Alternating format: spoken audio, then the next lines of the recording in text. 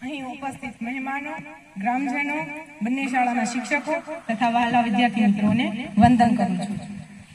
76મા પ્રજાસત્તાક દિવસ નિમિત્તે મને આ શાળાએ તક આપી એના માટે શાળાના શિક્ષકો તથા શાળાને હું આભાર માનું છું।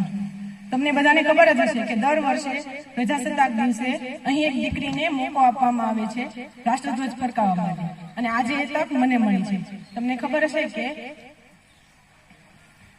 પ્રધાનમંત્રીએ આના માટે એક યોજના કરી છે કે બેટી બચાવો બેટી બચાવો બેટી પઢાઓ। બેટી બચાવો બેટી પઢાઓ એ માત્ર એક સૂત્ર સાંભળવા માટે જ નથી, પણ તેને અમલ પણ કરવો પડે છે। આપણો દેશ ખૂબ ઝડપથી પ્રગતિ કરી રહ્યો છે, પરંતુ પુરુષોના પ્રમાણમાં સ્ત્રીઓની સંખ્યા ખૂબ ઘટતી જાય છે। આનું એક જ કારણ છે કે લોકો પોતાના મનમાં એવું વિચારે છે કે જો લોકો પોતાના મનમાં એવું વિચારે છે કે જો દીકરો આવશે તો ગઢપણમાં પોતાની લાકડી બનશે, અને જો દીકરી આવશે તો સાસરે જતી રહેશે।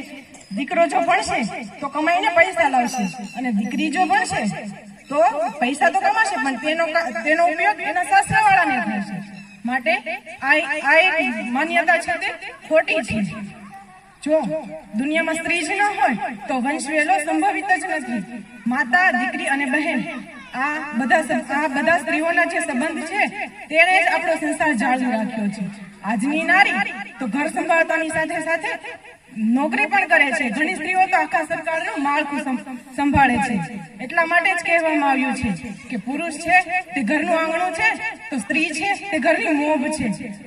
પુરુષ છે તે ઘરનું આંગણું છે, તો સ્ત્રી છે તે ઘરની મોભ છે। નારી એ શક્તિનું રૂપ છે, ન ભૂલો એનું જોમ છે તે।